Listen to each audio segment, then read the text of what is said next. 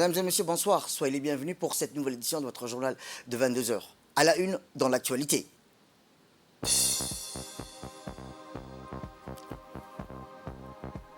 À la une, dans l'actualité nationale, la cérémonie de remise des prix aux lauréats de la campagne en ligne s'est tenue hier. Et enfin, dans l'actualité internationale, Joe Biden en route pour le sommet du G20 avant une visite au Vietnam. C'était les titres. Merci si vous nous rejoignez. La cérémonie de remise des prix aux lauréats de la campagne en ligne Soyez le changement s'est tenue mercredi dernier au Centre de leadership et d'entrepreneuriat. Cette cérémonie s'est tenue sous le haut patronage de la ministre de la Jeunesse et de la Culture, Dr Hibo Moumine Assoé, et en présence de José Barahona, coordonnateur résident du système des Nations Unies à Djibouti. Étaient également présents à cette cérémonie les représentants du ministère de la Femme et de la Famille, les ambassadeurs du Japon, de la Turquie, du Soudan, de Cuba, du Koweït, ainsi que les représentants résidents du Programme de développement des Nations Unies, le PNUD, du FAO et de l'UNICEF. Cette campagne est une initiative conjointe du système des Nations Unies à Djibouti, en étroite collaboration avec le ministère de la Jeunesse et de la Culture, lancée en ligne début août 2023 dans le cadre de la célébration de la Journée internationale de la jeunesse. Elle avait pour but d'inviter les jeunes djiboutiens à Djibouti à partager à travers des courts-messages vidéo leur engagement et participation active en tant qu'acteurs du développement durable en République de Djibouti. De nombreuses soumissions de vidéos ont été reçues, démontrant le dynamisme et le leadership de la jeunesse djiboutienne dans des domaines variés. C'est ainsi que 8 lauréats récompensés affirmant dans leurs messages et partagent des exemples de leur engagement à travers leur activité de bénévole ou en tant que membres du milieu associatif et pour contribuer à construire un environnement équitable et inclusif et contribuer au bien-être, développement socio-économique durable du pays. Eh bien, je vous le disais, les thématiques abordées incluent la promotion de l'art, la culture, l'égalité des genres, notamment à travers la lutte contre les mutilations génitales féminines et les violences basées sur le genre, l'importance de l'éducation sur la santé sexuelle et reproductive, le renforcement de l'inclusion des personnes en vivant avec un handicap à tous les niveaux de la société, mais aussi pour la lutte contre le changement climatique et la protection de l'environnement. Écoutons la ministre lors de la cérémonie. On a voulu accompagner ou appuyer ou plutôt collaborer, mais je vous dis que le grand travail a été fait par le Bureau des Nations Unies, mais on l'a soutenu parce que les jeunes doivent affirmer leur rôle de leader, ce que l'on appelle nous le rôle modèle, et pouvoir dire aux autres que leur implication positive est très importante pour le développement durable. Donc l'outil Internet est très important, mais il faut aussi savoir l'utiliser à bon escient. C'est l'usage qui confirme l'utilité par rapport au développement durable, par rapport aux projets, des préventions, des sensibilisations. C'est comment on l'utilise. On sait qu'aujourd'hui, l'outil peut être utilisé aussi à des dessins, à de méfaits. Ça peut être utilisé pour d'autres mauvaises fonctions. Donc c'est bien que les jeunes puissent maîtriser cet outil et l'utiliser à bon escient. Alors nous avons tout un programme de cinématographie, et d'ailleurs les projets Festival du film continuent. 6 jeunes ont remporté, leurs projets ont été validés et ça va être réalisé. Donc c'est pour vous dire que là aussi ce sont les jeunes qui s'affirment. Et donc je reconnais quelques visages de nos jeunes qui persistent et qui font en sorte que leur impact soit continu, permanent, et qu'ils soient vraiment une vraie locomotive dynamique, pleine d'énergie. Taro le disait, très enthousiaste. C'est vraiment régaillardant et très enthousiasmant de travailler auprès des jeunes djiboutiens. Alors j'ai été impressionnée par aussi l'intégration de la dimension bénévolat dans les différents projets.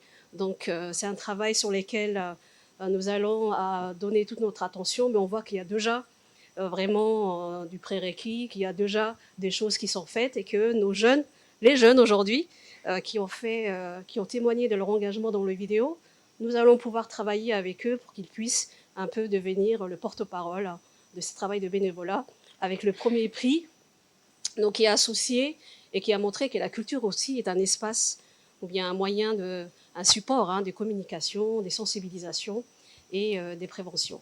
Donc vraiment très contente, très agréablement surprise, et je sais que la jeunesse djiboutienne va encore faire plus que ça, Donc, je tiens à remercier le système des Nations Unies. Direction l'Arabie Saoudite, où le ministre des Infrastructures et de l'Équipement, M. Hassan Mohamed Ibrahim, s'est rendu à Jeddah, en Arabie Saoudite, sur invitation de son homologue pour prendre part à une conférence internationale intitulée Sustainable Maritime Industry Conference Vision 2030, qui s'est tenue à Jeddah du 4 au 6 septembre, sous le patronage du ministre saoudien des Transports, Salah bin Nasser Al-Jazr. Et c'est sous l'égide du secrétaire général de l'Organisation maritime internationale.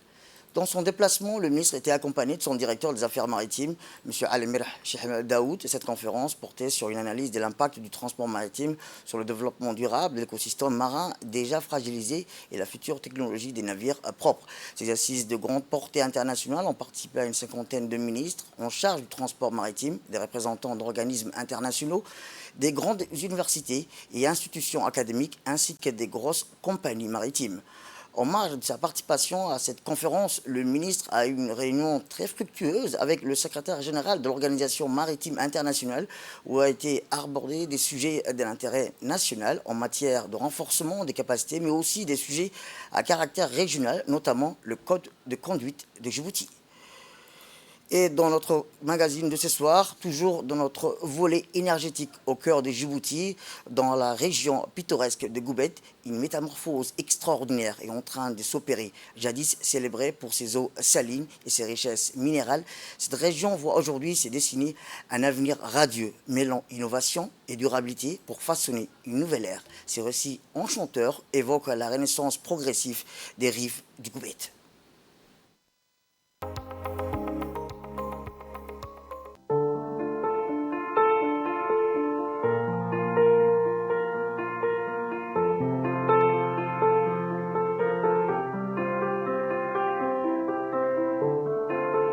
Dans une histoire qui semblait réservée aux contes des légendes, les rives du Goubet se sont réveillées petit à petit, marquant ainsi le début d'une transformation extraordinaire, avec la construction d'un port minéralier.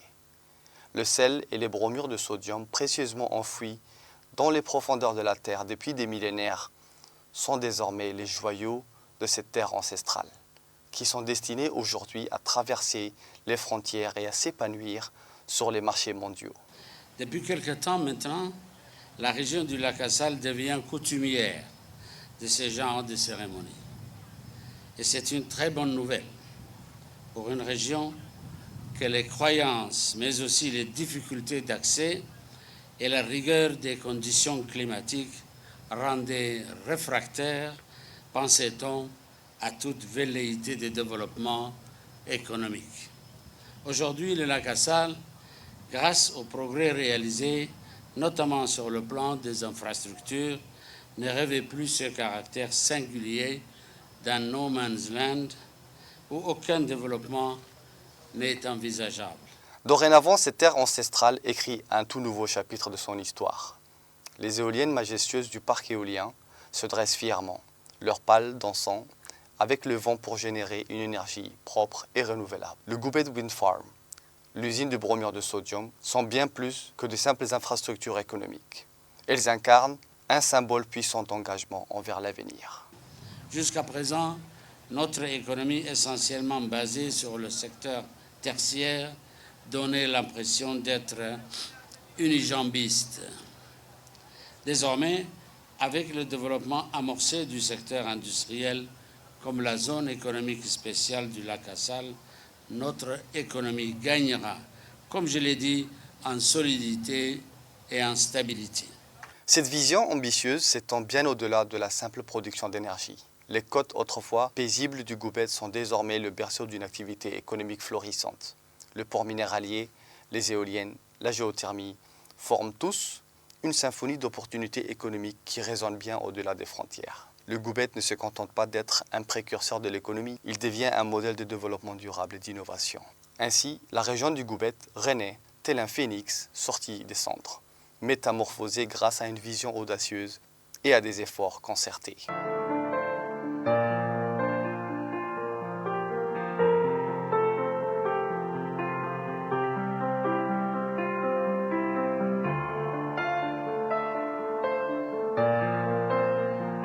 Hier, aujourd'hui et demain se rejoignent pour créer une histoire de réussite. Une histoire où la terre danse en harmonie avec le vent, où les industries prospèrent grâce à la technologie verte et où les générations futures héritent d'un pays plus lumineux et plus durable. C'est une histoire qui montre que la préservation de l'environnement peut aller de pair avec le développement économique, offrant ainsi un avenir prometteur pour le Goubet et pour le pays tout entier.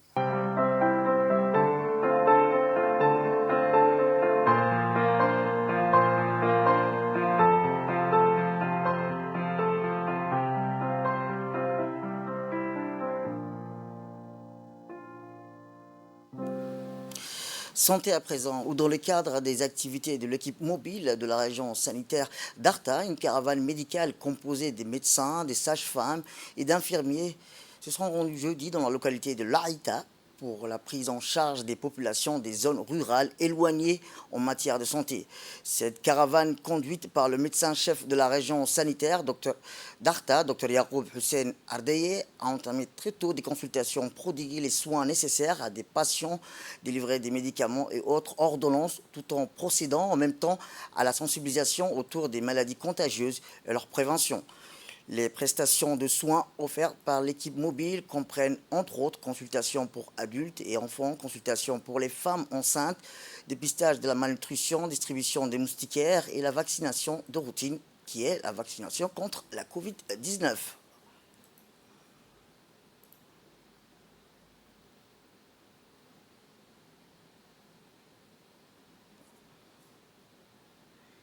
Eh bien, dans son intervention, le médecin-chef de la région d'Arta a indiqué que ces activités découlent de la stratégie du ministère de la Santé qui a mis en place des équipes mobiles médicalisées qui assurent, selon un planning préétabli, le passage dans les zones rurales enclavées. Écoutons-le.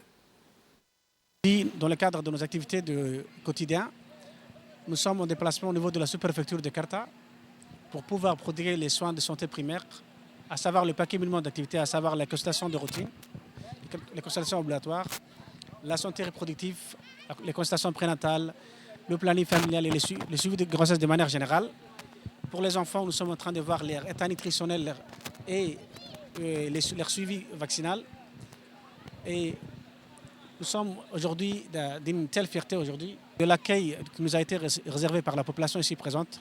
Nous remercions les mamans, les parents, les OCAL, les chefs de village qui ont participé activement à pouvoir rassembler les gens, à travailler des concerts avec nous pour pouvoir prodiguer ces soins. Éducation cette fois-ci, ou dans le cadre de la mise en œuvre de l'accord cadre de coopération entre le ministère de l'Éducation nationale et de la formation professionnelle et le ministère de l'Éducation nationale et de la jeunesse française, qui a été signé en juin 2023, le secrétaire général du ministère de l'Éducation nationale, M. Mohamed Abdallah Mayoub, a co-présidé avec M. Nicolas Marquez, sous-directeur des relations internationales au ministère de l'Éducation française, une réunion de travail virtuelle. La réunion a été convoquée par les deux parties pour finaliser les stages d'immersion et de formation des professeurs et des étudiants des classes préparatoires aux grandes écoles du lycée d'excellence. 6 professeurs accompagnent du proviseur, M. Rachid Abdullah Miguel, se rendent en France le 10 au 17 septembre afin de suivre un stage d'immersion avec leurs collègues français. Ils seront également formés sur les contenus des programmes des différentes filières de la deuxième année. Dès la première semaine d'octobre 2023, ce sera le tour des étudiants d'effectuer leur stage d'immersion dans les 3 lycées partenaires que sont le lycée Camille Guérin de Poitiers, le lycée Henri Poincaré de Nancy et le prestigieux lycée Louis-le-Grand de Paris. Ce sera un moment très bénéfique pour nos étudiants qui pourront assister à des enseignements dispensés par des professeurs des lycées partenaires, mais surtout, ils auront l'occasion d'échanger avec leurs camarades français sur les enjeux liés au sujet des concours, les investissements personnels qui sont attendus d'eux pour réussir au concours des grandes écoles. Les hauts responsables du ministère de l'Éducation nationale français, la représentante de l'inspection générale, les représentants des académies, les proviseurs de 3 lycées partenaires ont pris part à cette importante réunion côté français. Côté ministère de l'Éducation nationale djiboutien ont participé à cette réunion M. Éric Chevreul, conseiller de coopération et d'action culturelle à l'ambassade de France à Djibouti, Mme Mouna Ismaël Abdou, inspectrice générale de l'enseignement général, les 2 inspecteurs doyens, le proviseur et les professeurs de l'école Excellence, le haut responsable du ministère français de l'Éducation nationale, de la jeunesse ont exprimé leur satisfaction de poursuivre leur coopération avec le ministère de l'Éducation nationale et de la formation professionnelle dans tous les domaines d'intérêt commun. Ils se sont engagés à tout mettre en œuvre pour faire de ce projet innovant d'un exemple de réussite. Le nouveau conseiller de coopération d'action culturelle de l'ambassade de France à Djibouti s'est aussi réjoui de rejoindre cette équipe dynamique du ministère de l'Éducation nationale et de la formation professionnelle qui a assuré du soutien de l'ambassade. Pour lui, l'éducation est la principale priorité des coopérations. Enfin, le secrétaire général a remercié au nom du ministre de l'Éducation nationale et de la formation professionnelle, M. Moustapha Mohamed Mahmoud, ainsi que tous les partenaires français pour leur engagement et leur accompagnement dans la consolidation qui est sans une première à Djibouti. Autre actualité dans ce 22 heures, c'est aussi les opérations de contrôle routier menées par la police nationale se poursuivent toujours dans la capitale. À cet effet, les hommes de la direction de la sécurité publique et des compagnies d'intervention ont été déployés sur les grands axes pour procéder à la vérification des pièces afférentes à la conduite et circulation des véhicules, tels que les papiers des voitures, les vitres teintées, les ports du casque pour les deux roues, les contrôles d'alcoolémie ont été également renforcés dans les transports en commun, les taxis et à la sortie des établissements de nuit. Ces différentes opérations entreprises par la police nationale répondent à la nécessité de faire baisser drastiquement les taux d'accidents mortels sur nos routes. Il s'agit là aussi de limiter les différentes infractions au code de la route. Ces contrôles ont pour objectif de responsabiliser les usagers de la route en les obligeant à se montrer respectueux de la réglementation routière. Au-delà des aspects préventifs et répressifs, la police nationale a pour objectif d'améliorer la sécurité routière afin de diminuer le nombre d'accidents de la route.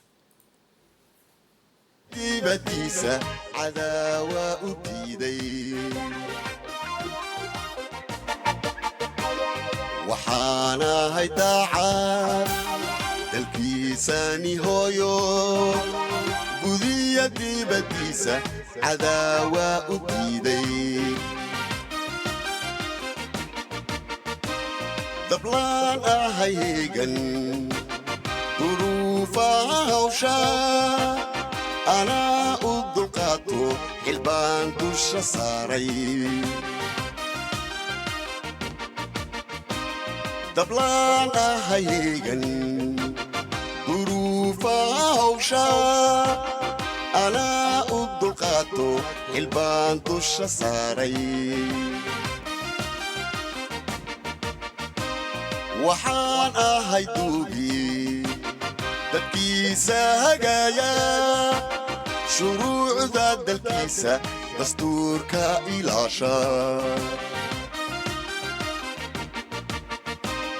waxaan ahay duugi dadkiisa hagaaya shuruucda dalkiisa dastuurka ilaasha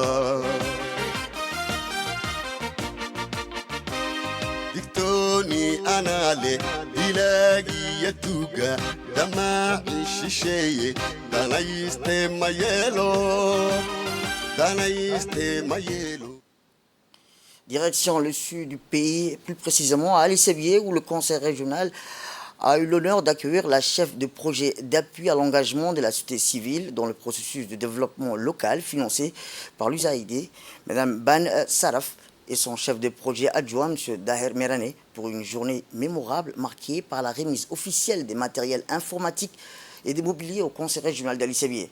De leur arrivée, la délégation a été chaleureusement reçue par le président du conseil régional d'Ali-Sébié, M. Sharmak Hassan. Cette visite a été l'occasion d'un échange courtois et d'une présentation de l'engagement du projet de l'USAID dans la région. La cérémonie de remise officielle des matériels bureautiques et informatiques s'inscrit dans le cadre du projet d'appui à l'engagement de la société civile dans le processus de développement local financé par le gouvernement américain à travers l'USAID. Ces matériels revêtent une importance cruciale pour renforcer leur capacité à servir la communauté et à stimuler le progrès local. Le président du conseil régional d'Ali-Sébié a exprimé sa profonde gratitude envers l'USAID pour son soutien inestimable et son engagement indéfectible envers le développement de leur région. C'est un pas de plus vers un avenir meilleur où la société civile jouera un rôle clé dans notre prospérité commune, a-t-il rappelé.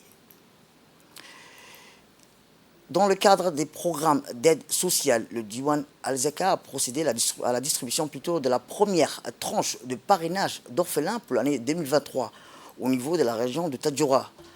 La cérémonie de distribution s'est tenue en présence du préfet de Tadjoura, des représentants de Diwan Al-Zaka, les familles des orphelins bénéficiant de cet noble geste.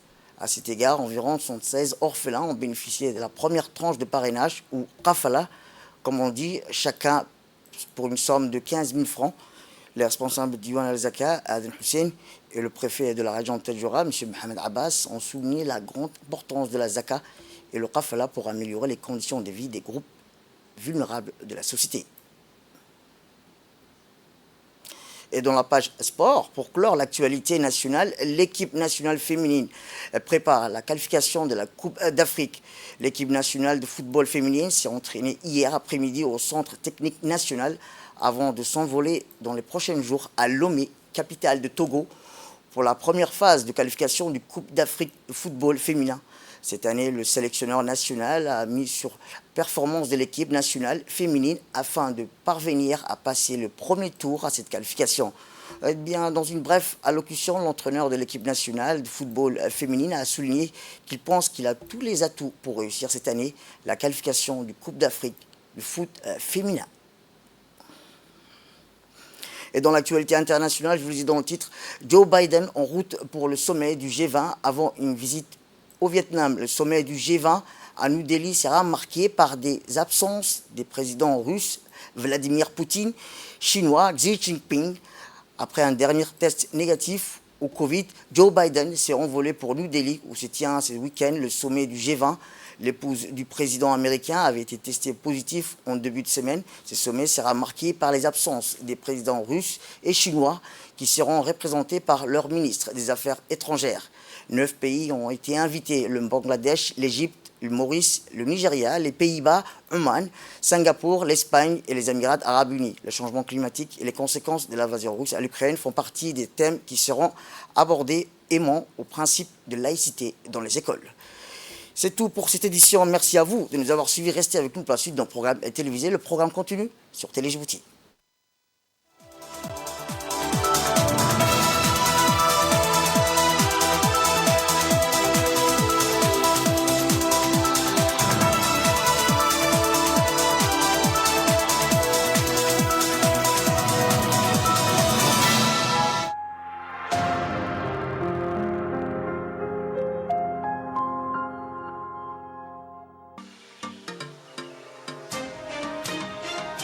Le ministère de l'Éducation nationale et de la formation professionnelle annonce la nouvelle rentrée 2023-2024.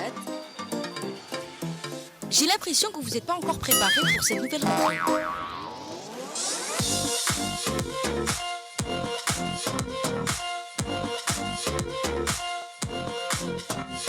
Tout ce dont vous avez besoin est disponible chez Over Magasin, qui se situe à Amoudi. Safe Shop, faire des achats tout en s'amusant.